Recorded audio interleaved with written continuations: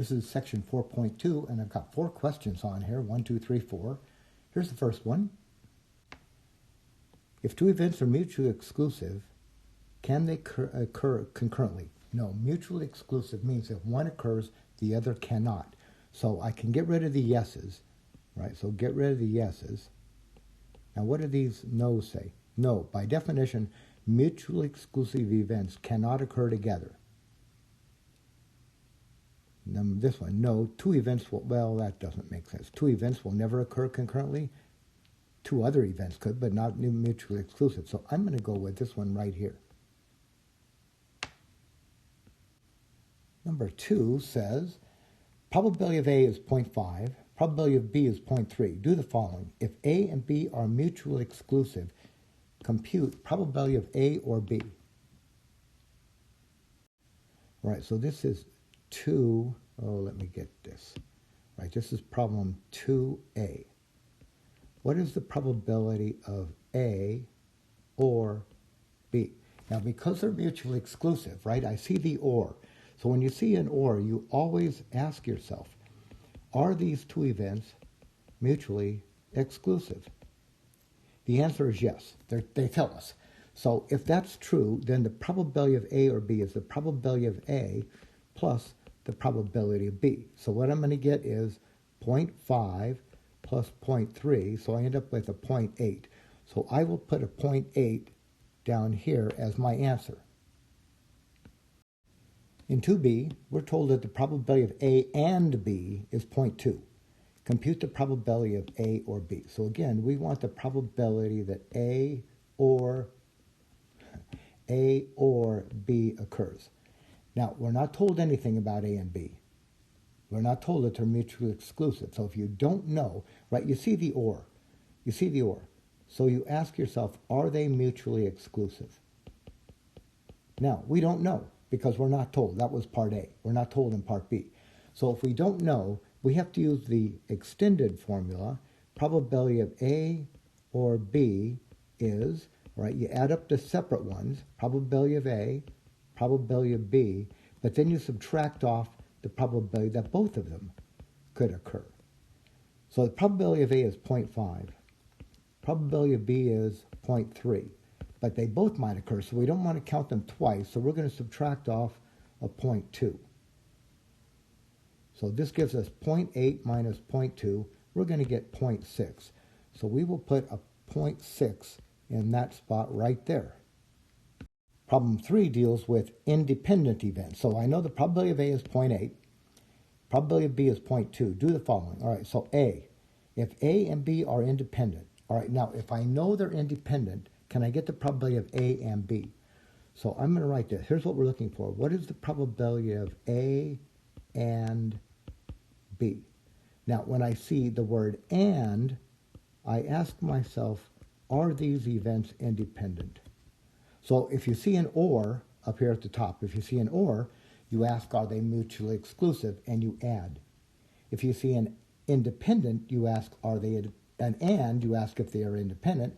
And if they are, our answer is yes, because the problem tells us, then we just multiply together. So we get the probability of A times the probability of B. Probability of A is 0.8. Probability of B is 0.2. So we're going to get 0.16 out of this. So I'm going to put a 0.16 right in here. Part B says to do what? Compute the probability of A and B if we know that the probability of A, given that B has already occurred, is 0.5. All right, so what we want is the probability of A given B is 0.5. We want this. What is the probability of A and B? Okay, well, here's what we can do here. Probability of A and B, I'm going to write this like this. This is going to be the probability of B times the probability of A given that B has already occurred. Now, they could have given us the problem where it said this, probability of B given A. If it was B given A, I would have said the probability of A times the probability of B given A. But they just turned it around. So what's the probability of B? The probability of B is 0.2.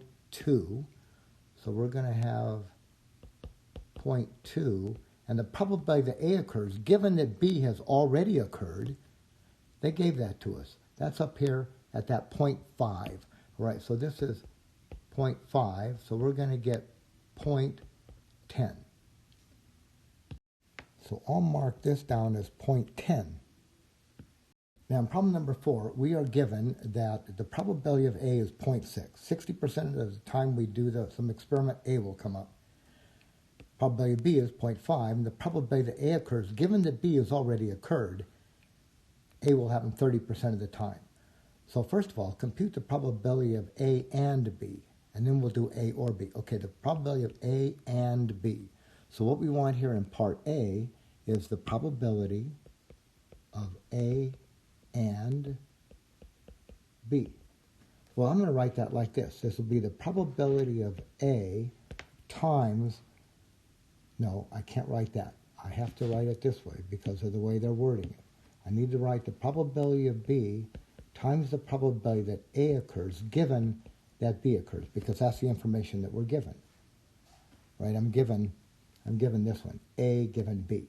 So I have to have A given B. I can't write B given A. All right, so the probability of B is 0.5. Probability of A given B is 0.3. Okay, so that comes out to 0.15, so we should put a 0.15 right here.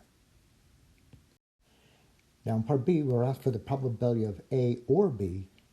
Now, I don't know that they're mutually exclusive, right? I see that or, and I ask, are these events mutually exclusive?